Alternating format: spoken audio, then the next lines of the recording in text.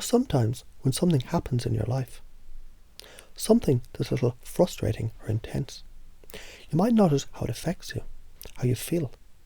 And in that moment, it's almost as if you're completely immersed in that feeling. Like the world around you changes, and everything seems to match the emotion you're experiencing. It's fascinating, isn't it? After an argument or disagreement, for example, you might feel the emotion sticking with you. It's almost like that emotion wants to stay, like it has its own momentum, and in a way it does. You see, emotions, when they arise, they don't just dissipate immediately. No, they have a way of hanging around, lingering in the background, affecting the way you see the world. It's almost as if your mind gets a little focused. In fact, that emotional energy can create what's called an emotional refractory period. It's a brief window in time, around 20 minutes or so, when your emotional state continues to influence your perception, almost like a lens that you're looking through. It's interesting, isn't it? In those moments, even when the event is over, the emotion still colours your reality.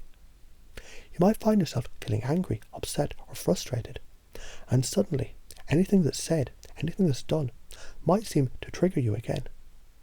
Even if it's something small, something completely unrelated. And yet, when you really pay attention, you start to notice something even more fascinating. That these reactions, they're automatic, like a pattern, an old groove that gets played over and over again and again. And it's easy to fall into that groove, isn't it? What if you could step out of it? What if you could shift the pattern just a little bit, so it doesn't keep controlling you? So imagine, just for a moment, how empowering it would be to realise that this emotional period, this time after a heated moment, it's simply a temporary state, and you have the ability to influence it. What if instead of reacting automatically, you could take a step back, breathe deeply, and with each breath, you notice how the intensity of the emotion starts to shift? Can you imagine how, with each passing moment, your perception starts to soften? And that feeling, that once seemed so overwhelming, starts to lose its grip. What if you had the ability to choose how you interpreted the world around you, no matter what just happened? And even though the emotional wave may rise, what if you could ride that wave, instead of letting it crash over you, dragging you down? It's almost like stepping into a new frame of mind, where you recognise the emotional patterns, but you decide they won't control you anymore. In fact, you start to notice the choice you have, the choice to see things through a different lens. Perhaps begin to see how your mind, in these moments, it offers you the opportunity to choose a more empowering perspective, a perspective where you can acknowledge the emotion, but not be controlled by it. And how, when you realise this, it changes how you experience everything.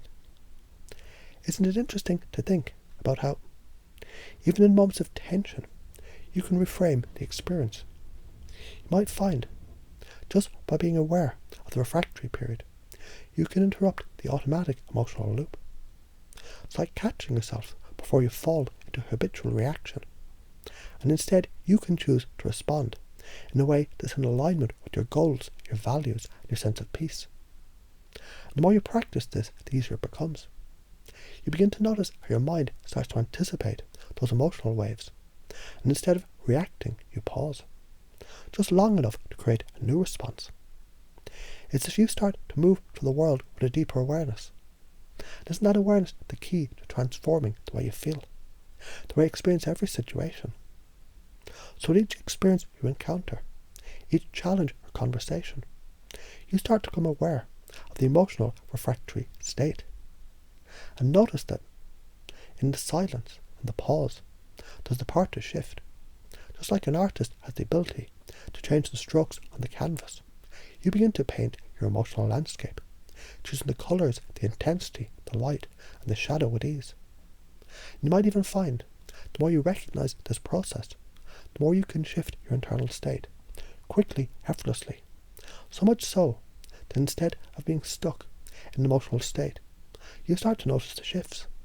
And now you start to feel more in control of how you respond. It's like turning the volume down on the intensity of an emotion, giving yourself space to breathe, to feel, and to choose. And isn't it empowering to realize deep down, do you have the ability to transform how you perceive everything, no matter the situation? You may find yourself effortlessly stepping out of old emotional patterns and into new, more resourceful states, because with every passing moment you grow stronger, more resilient, more at peace with the ebb and flow of emotions. So now, in your own life, you can begin to experiment, just a little, noticing how the emotional refractory period can serve you. How when emotions arise, you can step into a space where you hold the key to your perception. And with that key, you unlock the power to create experiences you choose. It's fascinating, isn't it? How quickly you can adapt. How easily you can begin to make choices that serve you. Now, step by step, you can shape your emotional state, and in turn, the world around you.